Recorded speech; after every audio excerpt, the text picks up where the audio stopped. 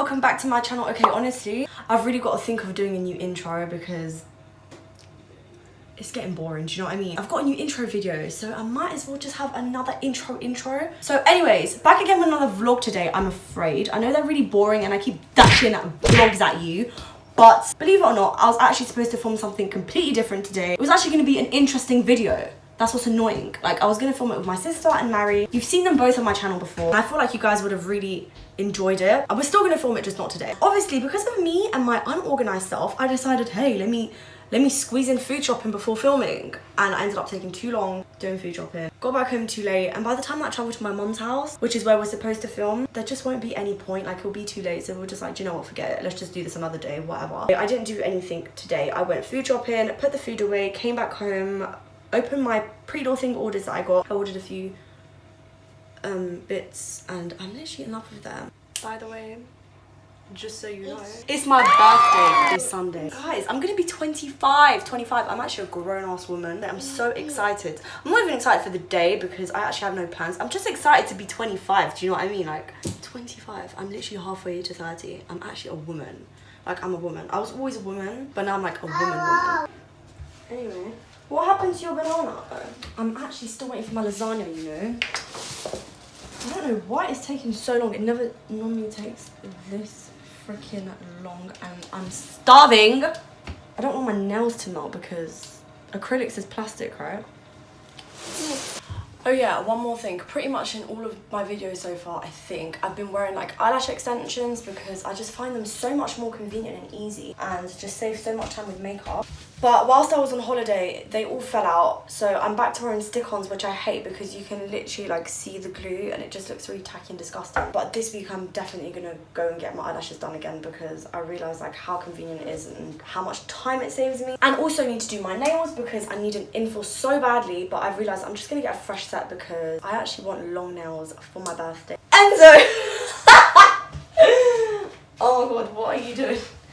What are you doing? So I've put lasagna in the oven. I haven't eaten all day. Guys, it's 4 p.m. I haven't eaten all day. This is really bad because I complain that I'm losing a lot of weight and I complain that I want to gain weight, but then I don't eat. So it's like I feed everyone else and don't feed myself because I can't be bothered to eat. So yeah, waiting for the lasagna, then gonna go and I don't even know, probably go on YouTube or just like sort through my clothes or whatever. I might even just go Starbucks just to like be out of the house, even though I've just come back home. But you know when you just have nothing to do that you just force yourself to go out and go buy stuff or go do stuff. So I think the first thing you're supposed to do, yeah, let me put you guys a bit higher so you can see me. I think the first thing you have to do the espresso. Here's the thing, and this is why I flocked to my Starbucks first. I don't know how to do espresso, so I'm just gonna poke a hole through this. Then there's like another, oh, that smells amazing. Anyway, just cutting through that, put it in there. Then I'm gonna put my boiling water and let it brew. Is that the word?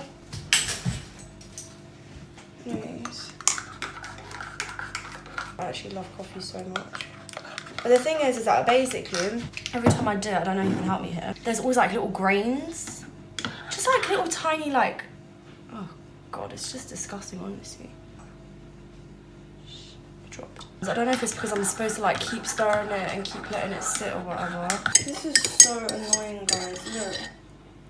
How do you get rid of that? What is that? So scrap that homemade Starbucks because I'm actually gonna go get a real Starbucks. There was just too much like coffee grinds inside it. So yeah, I'm gonna go walk to Starbucks now. Like I said before, it's a 10-minute walk from my house. Also, because it's literally like, it's inside my local Sainsbury's.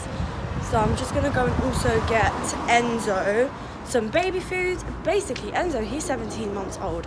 So technically, at his age, he should be. I know that all babies are different and, you know, not every baby's the same and they grow differently.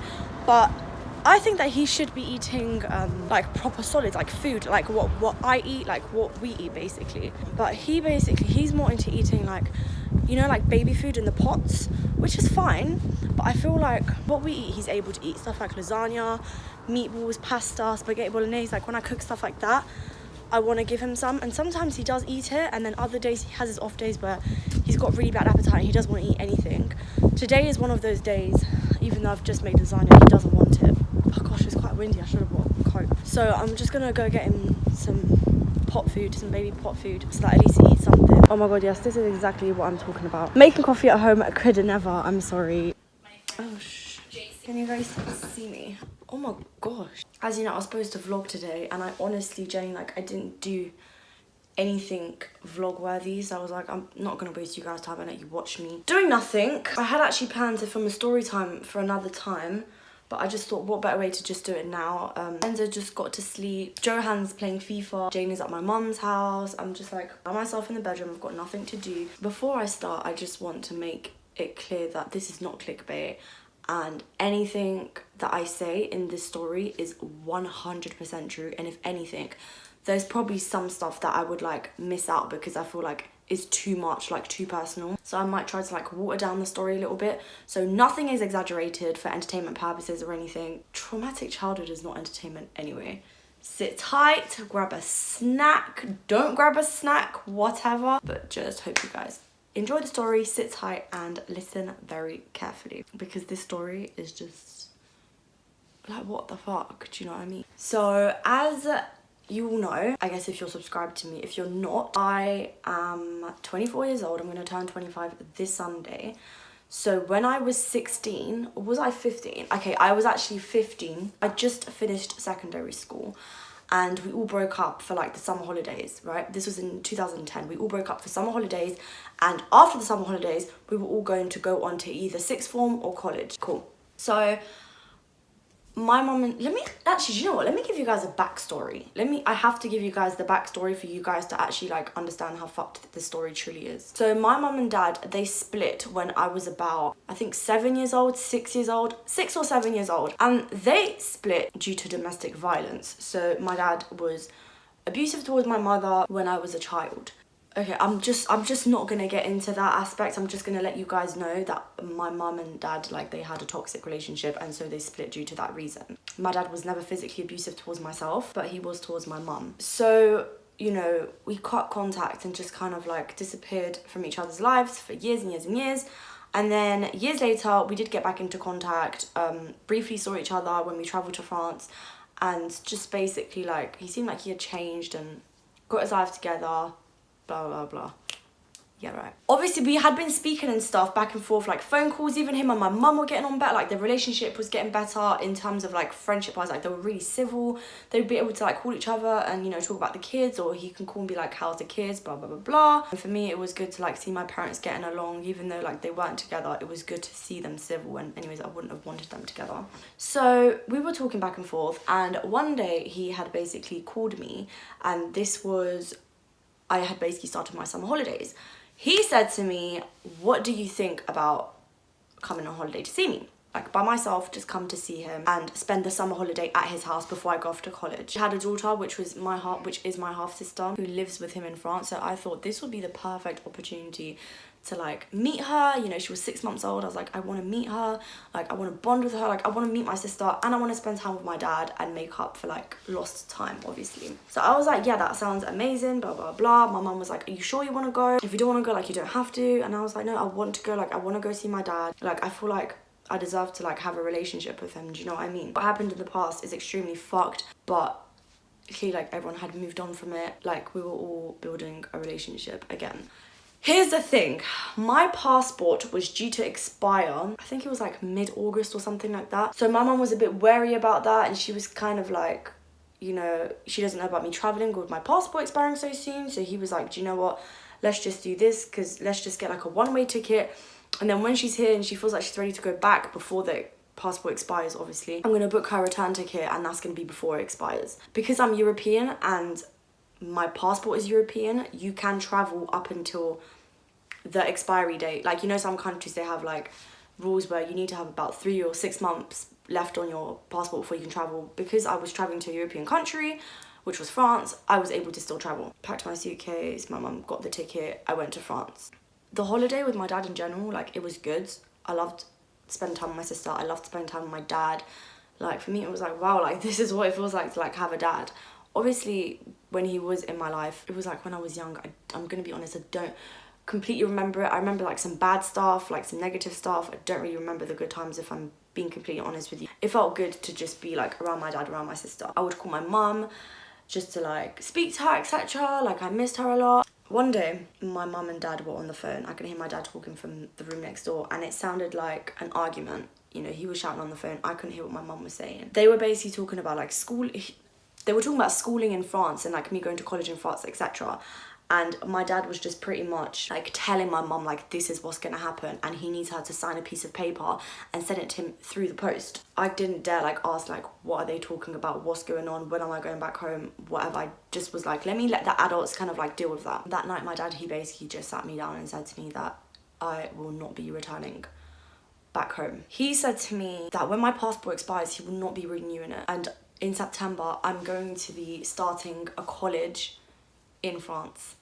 Like when he told me that, I honestly felt like I had just swallowed my heart and it went down to my ass, literally. I didn't know how to react when he told me, because keep in mind, I don't really know this man. This is not someone that I've grown up with throughout my whole life up until now. There was a big gap before we started building a relationship again. So I'm like, how am I gonna live with this man? Like, what if he starts changing? Like, what if he goes back to his old self? Like, I'm scared. How is my mum okay with this? What is she gonna do to stop this, etc.? And then it dawned on me that like, he's got my passport, and if it expires, I cannot travel. Like, I'm fucked. Like, he was refusing to bring me back home to my mum. My mum wanted me to come back, and he told her he's refusing to. He was refusing to let me call her. You know, the only way I was contacting her, because I had my phone luckily, and I was contacting her, and she just basically was just like reassuring me and telling me like, don't worry, like I'm gonna get you back, etc, etc. A few weeks went by. You know, in September I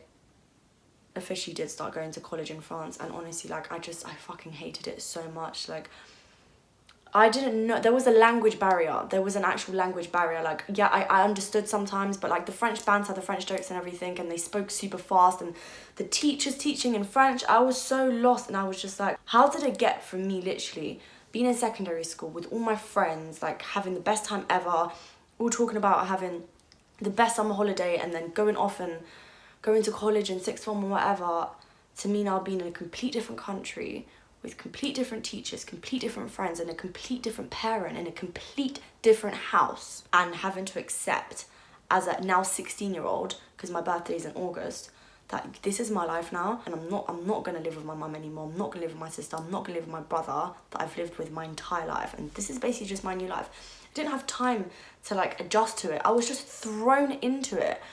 And I used to cry myself to sleep literally every single night. I was just like missing my mum like crazy. It was honestly a nightmare. Like, I was literally like, my dad is holding me here against my will. I did end up telling him like, I do want to go back home. When can I go back home and see my mum? And over time, my dad, his behaviour started changing a lot. He started becoming more aggressive. He started getting really angry quickly, and that scared me, because it's like, you are literally reminding me of like the old you when I was a child. And it made me feel like, did you pretend to have changed and to be this new man? Like, was this your plan all along? Now that I'm older and I look back on it, like that was 100% his plan, was to seem like the changed man, and was to invite me over for a holiday, and was to keep me with him. Like, he wanted me to live with him. Altogether, I mean, whatever. I used to contact my mum a lot. Eventually, he took my phone away from me, and I wasn't allowed a mobile phone. He gave me one of his phones, which is just like a really shitty, like just like a brick phone. And he said that that phone was literally just to call him after school, to let him know that I'm on my way home, just for him to know I'm safe, basically. I could only call my mum like when he said it's okay, and it would always be on loudspeaker so you can hear the conversation, to see for like if she's up to anything, if she's planning to take me back.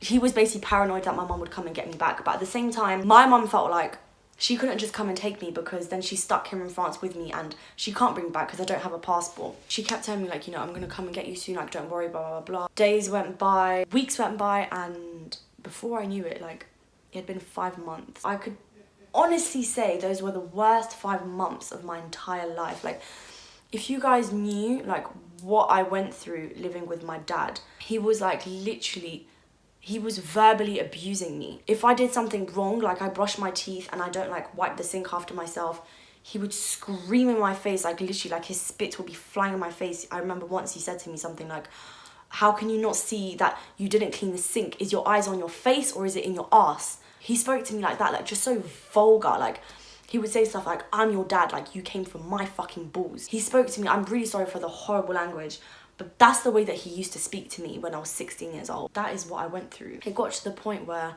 I loved going to school because I was like, that's the one time that I could actually be away from him, because I was that scared of him that I didn't know when he was gonna snap. I didn't know, like when he called my name, I was thinking like, fuck, like what did I do now? Like, did I forget to wash my dish? Like, it was horrible. I had anxiety the whole time. It made me appreciate my mum so much and made me realise like how easy I've got it in London. Got to the point where when it came to weekends, I literally wanted to like break my own hand or break my own leg, like do something, like throw myself down the stairs or something so that I could spend time in hospital and not be with him. It got to that point. I would do anything to not be in this house with him because weekends were honestly the worst.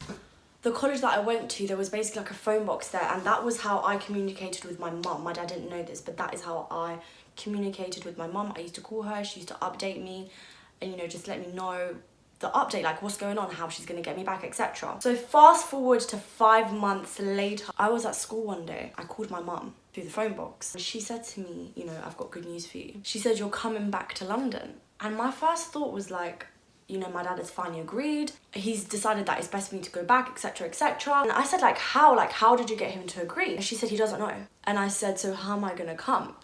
My mum told me I'm in France right now and I'm going to pick you up after school. So she randomly surprised me and told me on that phone call, I am not kidding, that she's in France right now and she's coming to pick me up after school that day. And I burst into tears on the phone. I just burst into tears, and I remember that feeling so well. It was sadness and happiness at the same time. It was such an overwhelming feeling. So the rest of that day I was just so happy because I was like, I'm never seeing any of you bitches ever again. Literally, fuck you, I'm out. Don't get me wrong, like some of them were really lovely, I don't want to be rude. Anyways, after school I saw my mum and I was so fucking happy, and I hadn't seen my own mother in 5 months. You know, I got that sick feeling, and reality hit me, and I'm like, we're not supposed to be doing this. And I remembered that every single day after school, my dad calls me to check if I've got on the bus okay. So I was just waiting for his phone call. So finally he calls me, and my hands are honestly, like my hands are trembling, and I don't want to pick up the phone. I don't want to pick up the phone because I'm so scared of him, and I don't know what he's gonna do. I don't know if he's gonna make his way to the school straight away and come and get me, and I'm gonna be even more shit because now he knows that I've tried to betray him and gone behind his back. So my mum took the phone off me and she was like, don't worry, like I'm gonna deal with this. And she picked up the phone and she said to him, don't worry, she's with me now. And she hung up the phone. And then it was kind of a case of like what now? I don't have a passport. All my clothes are at my dad's house.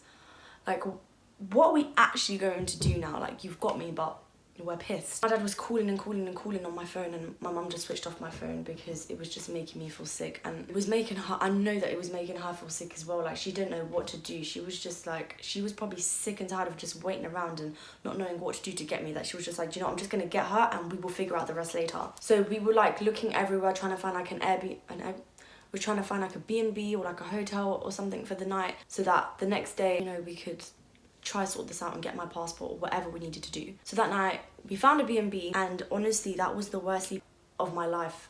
I kept having dreams of me waking up in that room and my dad standing over our bed. I kept thinking that he's standing right outside the door, like as soon as we leave this B&B he's going to be there. I was scared to like get up to go toilet. Me and my mum were both scared. Honestly, it felt like we were running away from like a murderer or something. Like, we both knew what kind of person that my dad was and what kind of person he could be, and we had never imagined that he would kidnap me. We'd never imagined that he would refuse to bring me back home. And I just told my mum everything that I was going through, and she just burst into tears, and we were both just crying. And she was just so apologetic and saying like, I'm so sorry that I trusted him, I'm so sorry that I put you in that situation, etc. Anyway, the next day, you know, we left and we went to, I think it was the French embassy or something like that. We went to go get me an emergency passport. My mum went to my school and spoke to the head teacher and explained everything that happened, literally from top to bottom, explained everything. Just let them know that I'm not going to be coming back to the school. We went to the embassy to try and apply for an emergency passport, and they said you need to come back in an hour because we need to know if we're able to do this for you. So then we were like, great, like what are we gonna do for a whole hour? We don't want to be out in the streets of France walking around because we were so scared that we bumped into my dad. I don't think you guys understand the feeling that me and my mum had. We literally had to realise that we are actually running away from an abusive man. We don't trust this guy. We don't know what he's capable of. I honestly swear to God this happened. We were walking on the high street And as we were walking, I honestly, like, I nearly shit myself. I just froze in my tracks because as we're walking this way up the high street, my dad's car was coming down this way. And I told my mum and I panicked the fuck out. I literally panicked and my mum just grabbed my arm and we ran into the shop right next to us, which was a games shop. And I was like, I'm so scared, like, did he see us, blah, blah, blah, blah. I don't think he saw us, but let's just stay here and let's wait. And my mum literally said to the shopkeeper, she said, can my daughter hide behind the till? Like, can my daughter hide? And the guy didn't want to let me. He said that he can't because he can't get involved in anything. Like, he doesn't know. He didn't even know what was coming. Like, why does she need to hide? Who's going to come into the shop? Do they have a weapon? Like, blah, blah, blah. So I went to go hide behind one of the shelves and we were just, like, praying that he didn't see us. And about 5 seconds later, my dad walks in shouting into the shop and he's just like, where is she? Why would you do this? Blah, blah, blah. He was like, Sarah, I don't know why you're hiding. I don't know why you're acting like you're scared of me. And I was just thinking, like, really? You don't know why I'm acting like I'm scared of you? Okay.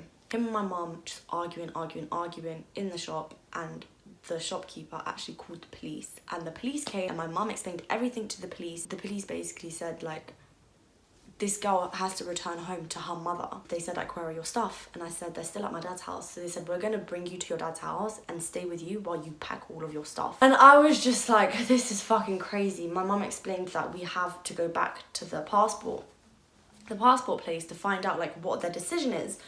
So we went to that passport place and we're just, like, praying that it was going to be good news, and by the grace of God, they accepted it. I don't know how this whole emergency passport thing works. I didn't even know that that kind of thing existed. They accepted me, but it was gonna take a few days for them to give it. That's what happened. So anyways, the police brought me back to my dad's house. I packed all my stuff and it was so fucking awkward because my dad was just watching me, and then they told him that he had to go to the next room. So he went to the living room and they were just waiting for me outside of the bedroom while I packed my stuff. And as I was leaving, you know, my dad was leaving at the same time.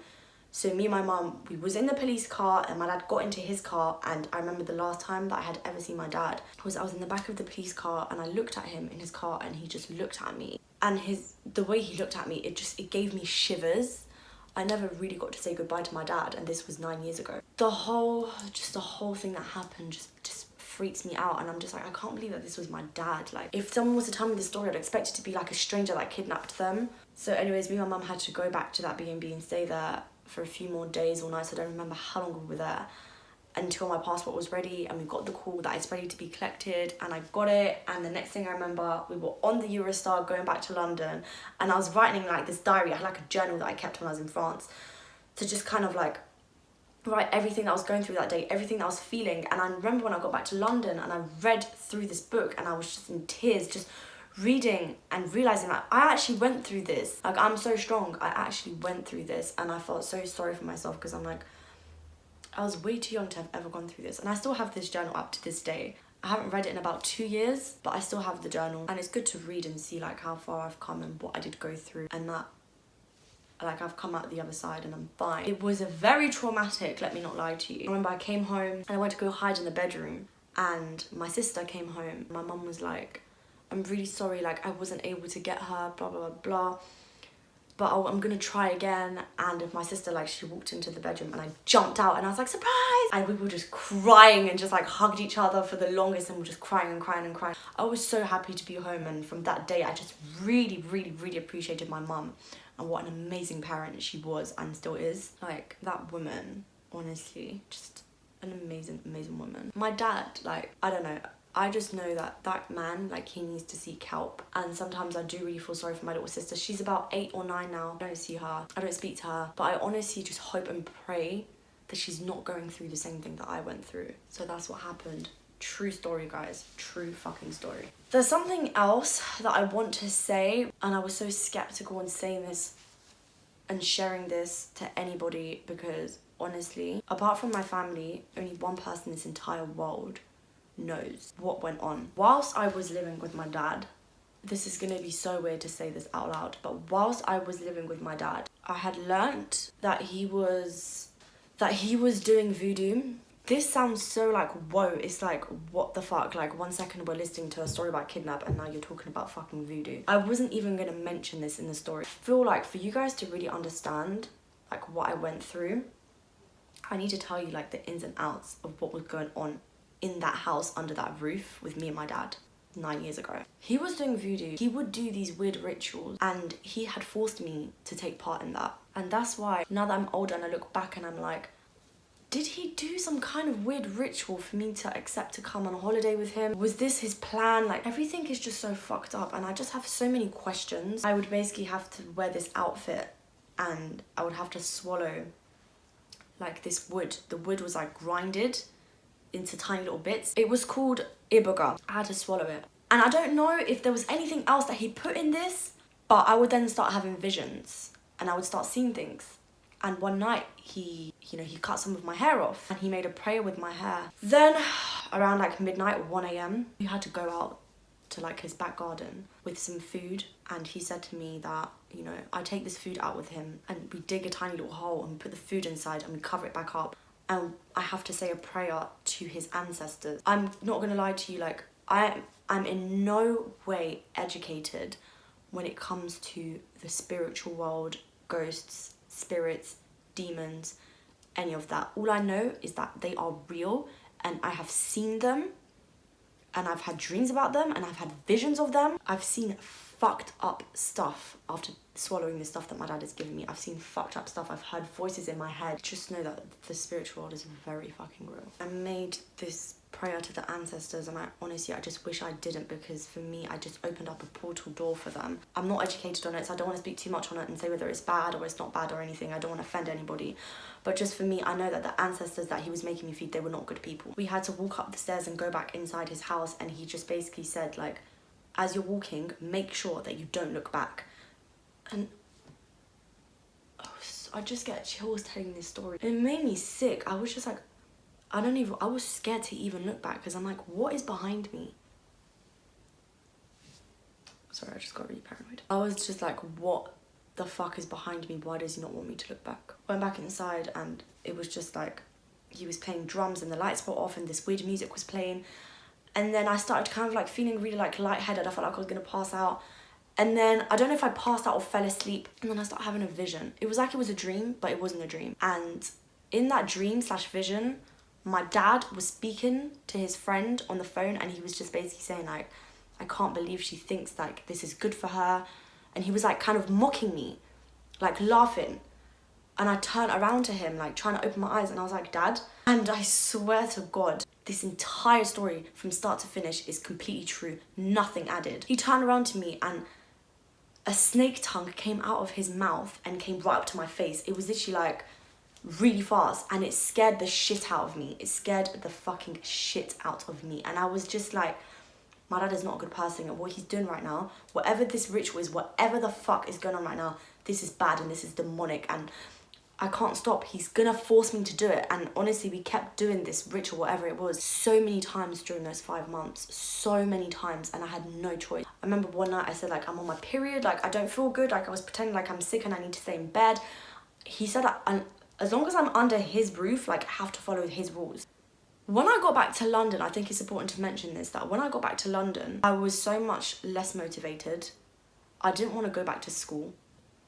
Anything I started, whether it was a hobby, driving lessons, courses, whatever it was, I never finished it. I always felt like I can't be asked. I was lazy. I was just like, I can't be bothered. Like, I don't want to do anything. I feel like he saw something in me spiritually, something good. I know that he took something from me. And for years, I've been literally just praying against it, that whatever he's put on me, whether it was a curse or whatever it was, I just pray that, you know, it just goes, like it leaves me. I don't know what I swallowed. I don't know what entered my body and I just have been praying. It's just like build a stronger relationship with God, because God is stronger than any curse or any demon or any spirit or whatever. And like when I walk with God, like I have no fear. I always pray like over myself, over my partner, over my kids, like my whole family. Like anything that's not of God that someone tries to like put on us, like we rebuke it 100%. Yeah, that is what happened to me. And it's something that I will remember for the rest of my life, and I would definitely say that it has traumatized me and it has changed me and it's made me like not trust men, and just can't believe that my dad had put me through that. But do you know what, like now I've moved on, do you know what I mean? Like I have my own life now. He's always going to be my dad, do you know what I mean? I know what he's put me through, but he's always going to be my dad. I'm always going to love him. But what he put me through is absolutely fucked up and I just wouldn't wish it on anybody. Anyways guys, although that was a traumatic story, I hope that you have enjoyed my story on what happened to me. like I said before, this is the first time that I'm saying this out loud, especially like to put that out on YouTube. I just never would have thought, but I just thought, like, I chose to do YouTube, so I'm choosing to let you guys in and let you guys like know what I've been through or what I'm going through, just share that part of my life with you basically. But yeah, I hope you guys enjoyed. Thank you so much for watching if you stayed here until the end. If you are new here, welcome, and if you like this video, subscribe. Don't forget to subscribe. Also guys, don't forget to turn your post notifications on so that you don't miss a video, because I feel like sometimes when I upload, you guys won't know when I post a video and you could see like days or weeks later, whatever. So yeah, if you could just do that for me, please. But thank you so much for watching, guys, and I'm now gonna watch some YouTube, edit this video, and take my makeup off and just go to bed because it's 10:40. Oh fuck, it's 10:40, it's really early. Yeah, thank you guys so much for watching, and I will see you on my next video.